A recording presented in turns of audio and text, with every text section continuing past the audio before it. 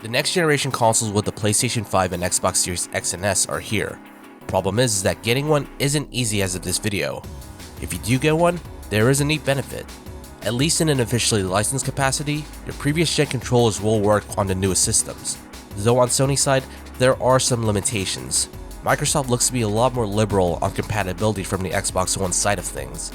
Even then, it's not stopping third-party peripheral companies from making new products. For Hori, they took the chance to show off their newest stick that can work on both Xbox One and Xbox Series consoles. I'm the Phantom Nod, and here's my review of the Hori Fighting Stick Alpha. After previously being teased with the design back in 2019, it finally materialized with this model. Measured at 410 by 300 by 120mm, the stick looks square in its width and length while slim in its height when in use. The latter seems to be Hori's most common trait for most of their sticks since the last generation with the Real Arcade Pro 4 Kai and their Fighting Edge models. Compared to even my Fighting Edge 2 generations ago, they are similar in height. Even carrying it made it seem a lot more slimmer than it is. There are handles on both left and right sides, as well as the rear. They are deep enough to hold onto, which makes the body seem deceivingly slimmer than it is. I was able to grip it to any of the handles easily, and if I were to bring this to a tournament, I don't expect to easily drop it. Even if relatively smaller than Hori's other sticks, it's big enough for most players' legs when being used. In the last generation, Hori was the only major arcade stick competitor that didn't make use of easy internal access. It would ultimately require unscrewing the bottom of the sticks. With this new design, Hori finally caught up with the competition. When moving this latch, you could easily pull the upper portion backwards to access the inside. No unscrewing needed. This reminds me of how it's done with the Joy-Tron Exchanger from Korea, but in a better engineered way thanks to its more stable hinge mechanism. You could pull as far back as this to make it stand in a triangle formation. In this position, you could easily take out the insert buttons as well as replace the lever. There's enough room to put one of your hands inwards to grab what you need. As much as it took Hori to make something like this, they made it in a very efficient way. Let's talk about the parts. It's normally equipped with Hori's proprietary Hayabusa lever and buttons. For those unaware, it's Hori's attempt to have parts competitive with companies such as Sanwa Denshi and Seimitsu. Compared to their very cheap parts many generations back, the Hayabusa parts are better. While the parts play well with my hands, some would rather use other parts. It's very much an acquired taste and not everyone will like it. If you do look to swap, there is enough room inside to equip Sanwa or Seimitsu parts. As long as the buttons or lever doesn't exceed 51mm or 42.6mm in depth when installed respectively, you should be okay. If you're looking to use other buttons like those from Crown or Gamerfinger, they should be able to work fine as well. Anything bigger than those might not work. On the lever department, it's similar. Since the Sanwa JLF is similar to the Hayabusa lever, that should easily fit. Fun fact, the Fighting Stick Alpha includes a 6-pin lever wiring harness instead of the normal 5-pin one, so if you have a Hayabusa optical lever or Gamerfinger's discontinued optical PCB for JLFs, they should work. A bit of a nice addition from Hori. While I don't have a lot of Seimitsu levers, I wouldn't be surprised if a decent collection of them will fit as well just as long as it adheres to the mounting screw points. If you're looking to opt for using a Korean lever like those from Crown, IST, or Taeyong, the partial collar versions will fit inside the Fighting Stick Alpha. Do note that not all, such as the Crown 301, might not fit due to its larger size, but the other ones will be fine. If you ever want to use detachable lever shafts like those from Freakmods' The Link series, they will work as well and really contributes to the slim design of the stick, which is great. For those looking to get the stick modded with something like a Brook fighting board, it might be a bit of a challenge. I took photos of the internal PCB when I got the stick, and it might be awkward not only in PCB placement, but also wiring. If you ever get the stick and want to opt for this route in the future, it's possible someone might be doing it, so take a look out for that. Before closing up the body, I want to mention probably one of the weakest parts of the stick, its cable utilization. The cable is hardwired to the main PCB just slightly above where the parts are. The cable goes out the little gap when in use and just looks weird. Whenever you finish playing and want to clean up, you have to open your stick and wrap it around these hooks. When all taken care of, the cable looks messy among the parts' wiring, and if you want to use a Korean lever, it looks awkward with its own wires in the way. I also noticed that the cable can get in the way with one of the latches that keeps the stick body closed, which was annoying. I think Hori should have opted for a removable cable approach like utilizing USB-C. It saves more time when finished playing, as well as making replacing cables easy. I can definitely see the existing design putting some wear and tear on the cable. On a quick note, the body does seem to have an area where it seems to house a USB-A insert.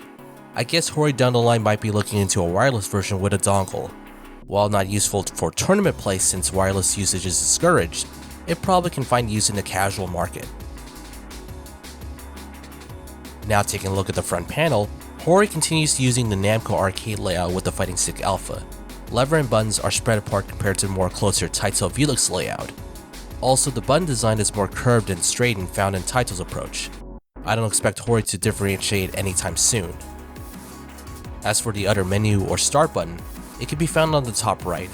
The other auxiliary buttons can be found grouped up top. Buttons such as left stick / right stick button, share, the Xbox button, which you can turn on an Xbox console with, and the auxiliary lock switch can be found here. If you have a headset, there are dedicated controls that can handle both your game audio as well as your microphone output. The plug can be found on the left side of the stick, which is pretty unobtrusive. While holding this button, you can push up or down on your lever to adjust overall headset volume, while left and right handles balance between the game audio and voice chat. As for the mic button, you can simply press it to toggle on or off, but holding onto it while going up or down handles mic sensitivity. The mode switch works in interesting ways. Primarily, it's for compatibility, as Mode 1 is for use on Xbox Series consoles, and Mode 2 is for Windows PC, or if the Series consoles can't recognize Mode 1. It also has connections to the auxiliary lock, as when enabled, Mode 1 disables the Xbox menu, share, and view buttons, while Mode 2 only disables the Xbox and menu buttons. It's a bit confusing, but personally, the main layout is far enough from those buttons, so they shouldn't be a concern anyways. Speaking of view button, this is probably another weak aspect I've encountered. If you look to be practicing and want to reset your positions, the view button is bunched up to the other buttons, which makes it a bit inconvenient to quickly reset. Even worse, if playing on an Xbox Series console, I accidentally pressed the share button, which is next to view, causing me to stop playing and delete the clip. Hori should have found a way to put view on the top left corner of the panel. Not only will it create symmetry with the menu button, it's simply easy to access. There is one more button on the panel I didn't mention, and that is the profile button. To use it properly, you need to use the Hori Device Manager for Xbox Series X software found in the Microsoft Store. After installing the software and plugging in the Fighting Stick Alpha, you can change the mapping of buttons as well as change headset settings in 4 different profiles.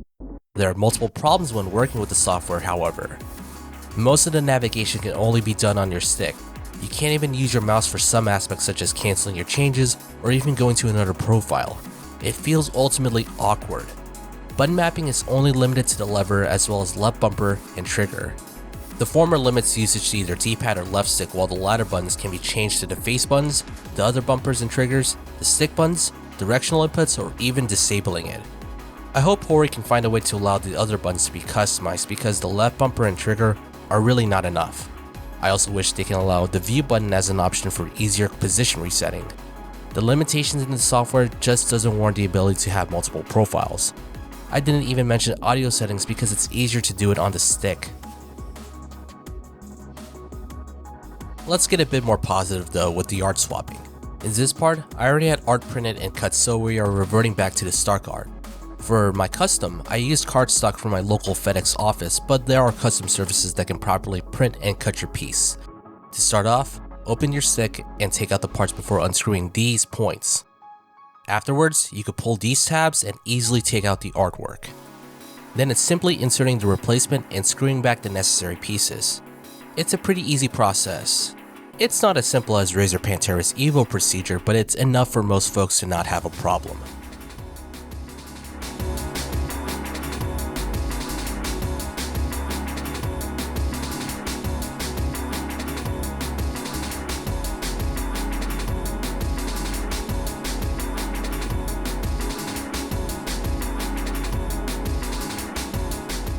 What about input lag?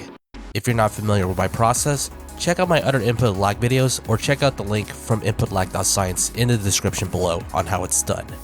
If you're already familiar or checked out the methodology, let's see the results. At least when plugged in normally, the Fighting Stick Alpha outputs a polling rate of 4 milliseconds or 250 Hz. The average input lag is at 4.3 milliseconds, with the fastest input recorded at 0.6 milliseconds, with the slowest at 8.3 milliseconds. Inputs are going to likely trigger within a frame 75% of the time, with the other 25% occurring a frame later.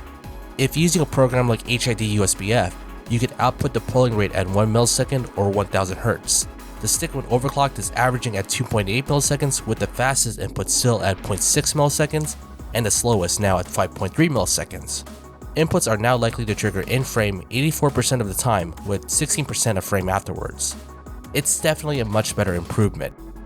Compared to other sticks on input like .science, it's on the mid-high end of the list, and is around the ballpark as some of Hori's PlayStation 4 sticks, which is good. That said, this is what you would expect if plugged into a PC. It's possible that you might even get lower latency when plugged into an Xbox Series console due to Microsoft's proprietary dynamic latency input. Check out my Xbox Series controller latency analysis for more info.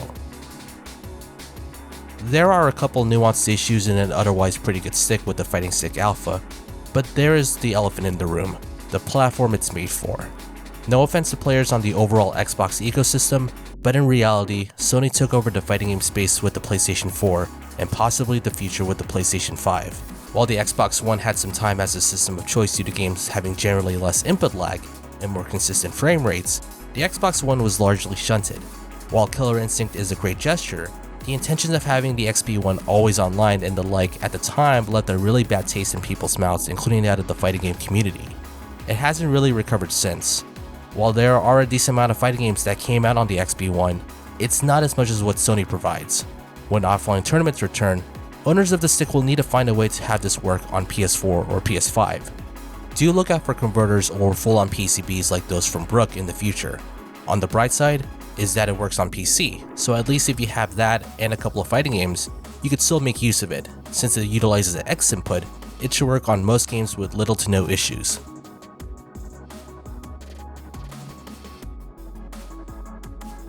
As mentioned, the Fighting Stick Alpha is still a pretty good stick even if there are aspects that hinder it. The auxiliary layout could have been better, the configuration software needs to give users more options, I would have preferred a different USB connection system, and the primary platform being made for Xbox systems doesn't give it any favors. Even then, some of the negatives are more nitpicky than significant. The new slim body design not only looks cool and slick, but also nicely designed when it comes to modding. The stock arcade parts, while not for everybody, still does the job well. Switching to stock art with that of custom artwork is really easy to do. It also has good low latency on PC, and is possibly even better on Xbox Series consoles. Unless you're part of the Xbox ecosystem, however, the $200 price tag might be a hard sell. If you're a PC player, then the impact will be softened a bit. If you'd rather just have a proper PlayStation version of the stick, Hori will be releasing the alpha with PlayStation 4 and PlayStation 5 support later this year, so look out for that. Until then, thank you for watching.